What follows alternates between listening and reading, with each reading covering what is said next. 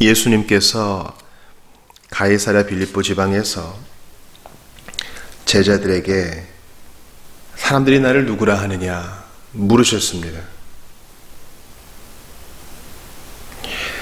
제자들은 사람들에게 들은 바 사람들이 선생님을 세례 요한이라고도 합니다. 또 엘리야나 선지자라고 부릅니다. 이렇게 대답을 하였습니다. 예수님께서는 그렇다면은 너희는 내가 한 것을 보고 또 나의 가르침을 받고 가장 가까이에서 나를 지켜본 너희는 나를 누구라고 하느냐? 이것이 대단한 질문입니다. 질문과 대답, 요리문답이죠. 그냥 달달달 외운 것을 앵무새처럼 토해 넣는 것이 아니라, 그렇다면 다른 이들의 평가와는 상관없이 너의 중심은 나를 뭐라고 부르느냐? 오늘도 우리 예수님께서 우리에게 물으십니다. 네가 그저 기계적이고 반복적으로 배웠던 것 말고 네가 경험하고 네가 분명히 알고 있고 네 중심으로 도저히 거부할 수 없는 나를 향한 신앙 고백은 무엇이냐? 라고 예수께서 물으십니다. 여러분 뭐라고 대답하시겠어요?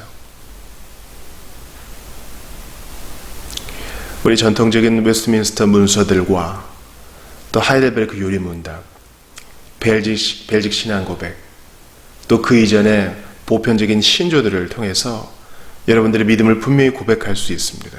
그러나 거기에 여러분의 중심을 담지 않으면 아무것도 아닙니다. 왜 제가 그 중심을 강조하는지 조금 더 들어보세요. 베드로가 제자들을 대표해서 주님은 그리스도이십니다 고백을 합니다. 무슨 말입니까? 예수님, 당신은 하나님이십니다. 주님은 구약에서 말한 바로 그 메시아이십니다 라고 고백한 것입니다.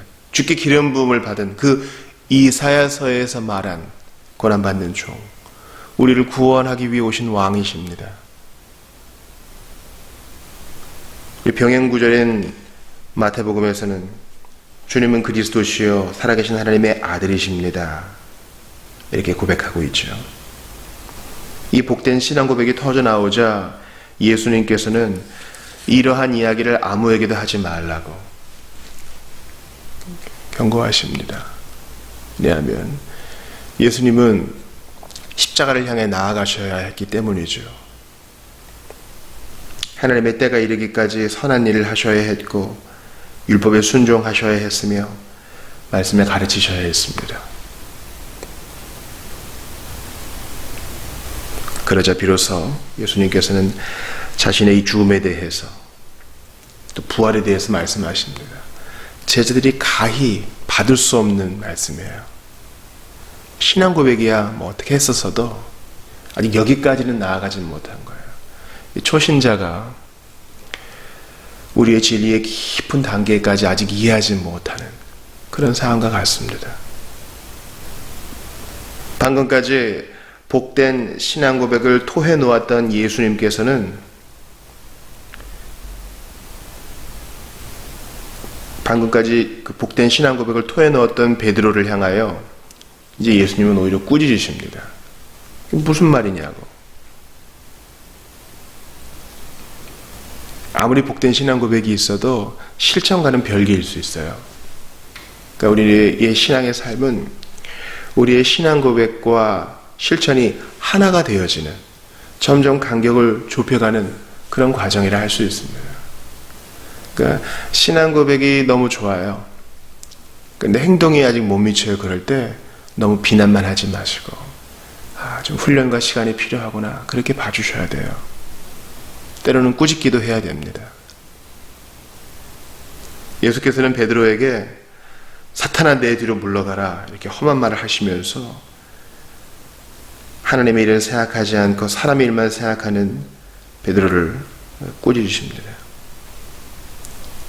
그러니까 이제 베드로가 사탄이란 말은 아니고 바로 그러한 생각, 쉽게 영광을 얻고자 하는 생각, 예수님의 십자가를 거부하고자 하는 생각, 고난의 길이 아니에요. 세상의 형통의 길을 따라서 구원을 얻고자 하는 그런 세속적인 생각이 모두 마귀적이라고 예수님 말씀하시는 겁니다. 사랑하는 여러분, 우리 주일에 소돔성의 사람들 창세기 19장 봤잖아요. 소돔의 생각들이 우리를 그렇게 장악해요. 신앙 고백을 아주 멋들어지게 고백하게 하거든요. 나는 전능하신 하나님 아버지를 믿습니다. 삼위일체도 믿습니다. 예수님의 능동적 순종과 수동적 순종도 믿고요. 그분의 분명한 임재, 그리고 반드시 다시 올 것도 믿습니다.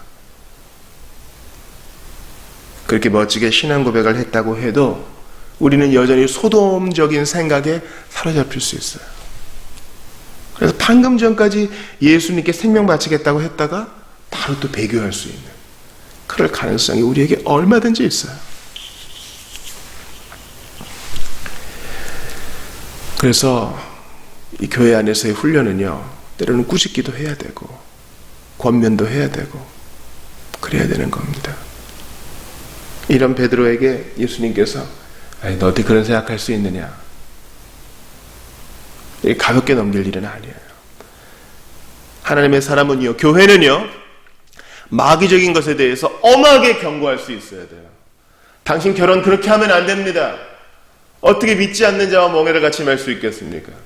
당신 사업 그렇게 하면 안 됩니다. 그렇게 거짓말로 잘못 세금 신고하고 부당한 이득을 어찌 취하겠습니까? 당신 그렇게 직분행하면 안 됩니다. 하나님이 당신을 장로와 집사로 세우셨는데 어떻게 그렇게 불충성할 수 있습니까? 소돔적인 것에 대해서는, 마귀적인 것에 대해서는 엄하게 경고할 수 있어야 돼요. 안 그러면 우리 안 돌이킵니다. 그리고 예수님은 또박또박 제자도에 대해 말씀하십니다. 누구든지 나를 따르려고 하느냐? 자기 십자가 지고 자기 부인하고 나 따라오너라. 여러분, 이 관계를 보세요. 복된 신앙 고백이 너희 가운데 나왔구나. 파티를 열자. 오늘은 귀한 날이다. 너희들의 영적 출생일이다.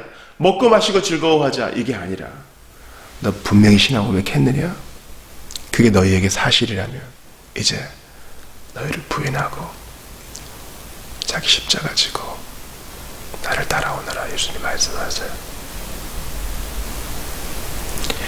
자기 생명을 구하려고 하느냐?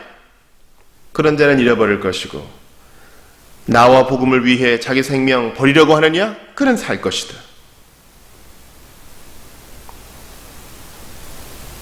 누구든지 음란하고 죄 많은 이 세대에서, 소돔과 같은 이 세상에서 나와 내 말을 부끄럽게 여기면 인자도, 즉 나도 아버지의 영광을 입고 거룩한 천사들과 함께 올 때 그를 부끄럽게 여길 것이다. 예수님은 신앙 고백이 터져나온 그 자리에서 종말까지 말씀하시고 최후의 심판까지 말씀하시면서 엄정한 제자들을 선포하세요. 이게 복음입니다. 목사님, 이거 너무 무거운 말씀인데요. 아니요. 성경의 모든 말씀은 복음이에요. 예수께서 너 자신을 부인하거라 할 때 그것은 참으로 어려워 보이지만 실상은 우리 자신에게 복입니다. 기쁨이에요. 왜냐하면 나를 안 부인하면 예수님을 부인해야 되는데 그게 복이겠어요?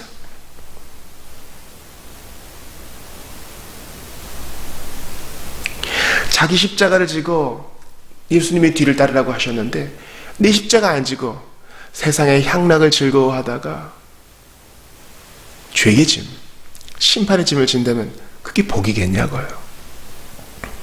예수님은 자기 뒤를 따라오라고 하셨는데, 나를 따라오라 하셨는데 예수님 뒤 안 따르고 세상의 뒤를 따르고 마귀의 뒤를 따르고 소돔의 꽁무니를 따르면 그게 기쁘겠냐고요. 여러분, 이건 복음이에요. 제자도는 복음입니다.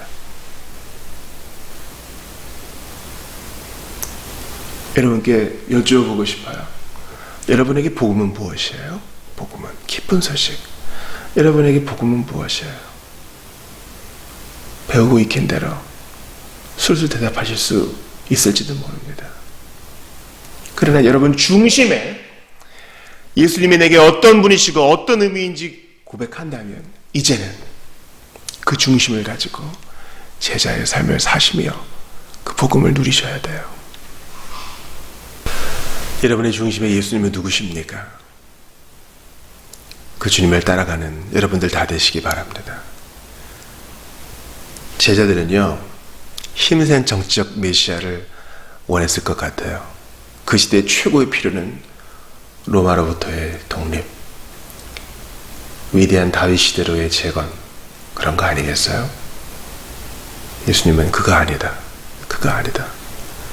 나를 따라오너라. 자기 십자가 지고 나를 따라오너라. 네가 예수는 그리스도라고 고백하고 그분을 찬양하느냐? 나를 따라오너라.